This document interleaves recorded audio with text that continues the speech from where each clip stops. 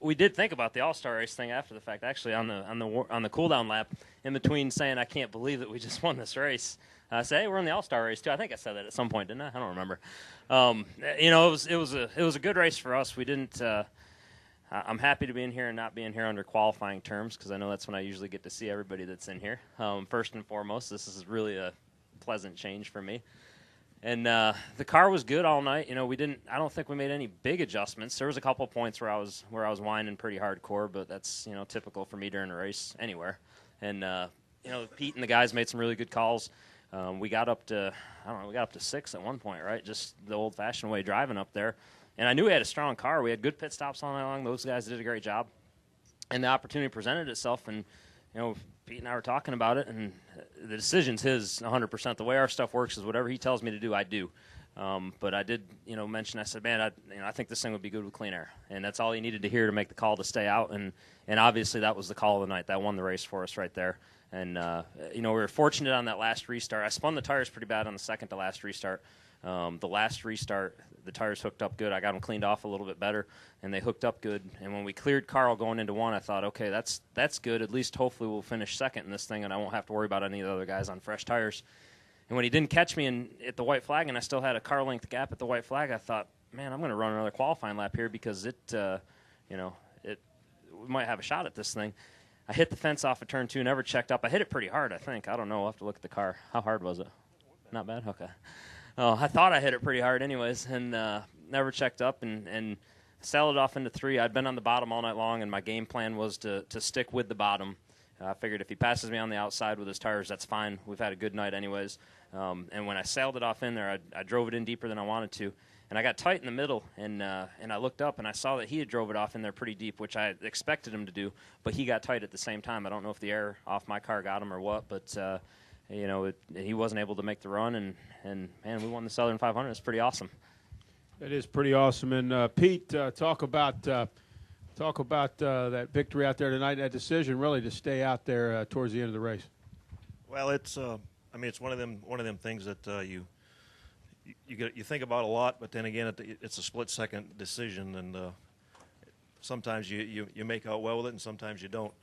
I was leaning one way as it was, and then I said, "What the heck? We'll ask Regan where he's headed."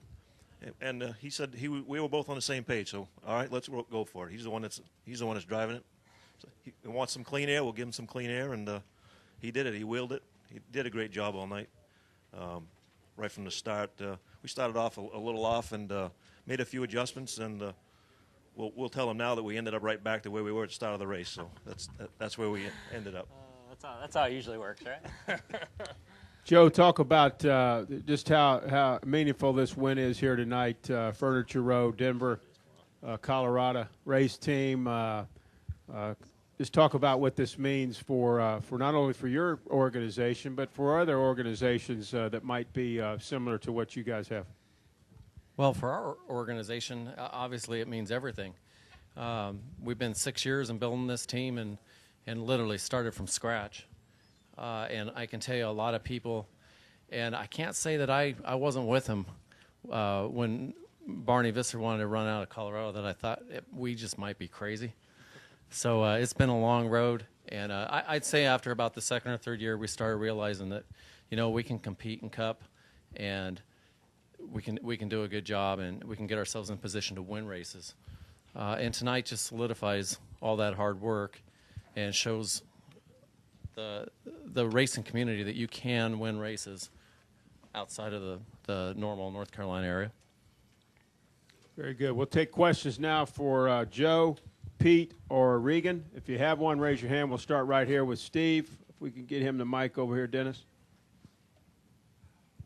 Steve Richards with PRN. Regan, talk about your emotions as you took the checkered flag and during the cool-down lap. Well, there was a lot of emotions. I was trying to get them all out at that point, so I didn't show it too much on TV there, but I couldn't help it.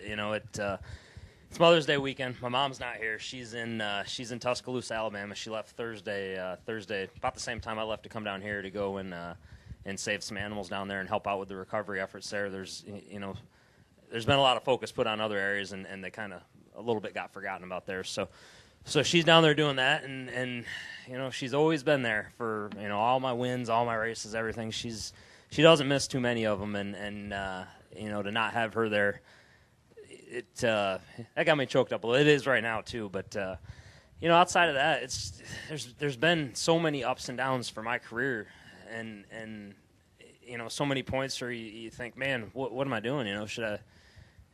What's the next move? And I think it's obvious now that the best thing that happened to me was whenever end of the 08 season I didn't have a ride and got hooked up with Joe and Barney and everybody at Furniture Row Racing, and they put their faith in me, and all the guys on this team have. There's been a lot of times they could have got down on me even last year, this year at some races this year, and everybody stuck behind me and has given me the support that I needed as a driver to keep my head on straight. And I'll be honest with you, when I walked to the car today, I literally thought we could win the race, and I think that every week when I walk to the car. And the difference was this week we did. So it's it's very special, and I couldn't think of a better way to do it, just with the with the things I've been through, than to do it with a team out of Colorado, and I'm pretty close to having a house bought out there, so that's worked out good. It solidifies my roots out there a little bit more, but man, this is it's very special. Let's go to right here, Dustin, and then Andy. Dustin Long, Landmark Newspapers. Regan, a couple things. One, when's the last time you won anything? Because I know this is your first NASCAR win. Not. It's been a while. What it was in, what series, and second of all is just, can you further, I guess, just describe this journey and just a little bit more detail in the highs and lows and what a driver goes through when they're trying this, and I'm guessing it was almost like you were hitting your head against the wall, or felt like it at times. This is a single car operation. This was at times a part-time deal for a while. Can you talk a little more in detail about that, please? Yeah, certainly. It last major win I had was probably 08, and it was a late model race up in Canada, one of their big races that they run each year, the IWK 250, and or Talladega. I made the comment earlier, this isn't a knock on Talladega at all, but I would trade in a lot of Talladega wins for one win in the Southern 500. This race is so special and so meaningful. We were standing there looking at the names and the faces on the trophy, and you just look at it and you think, my face is going to be right there next to these guys, and it's going to be there forever. You can't change that, and it certainly it means a lot to me. As for the highs and lows, the year, I think 08, my rookie season, even though we won the Rookie of the Year deal, it wasn't the type of year you want to have by any means.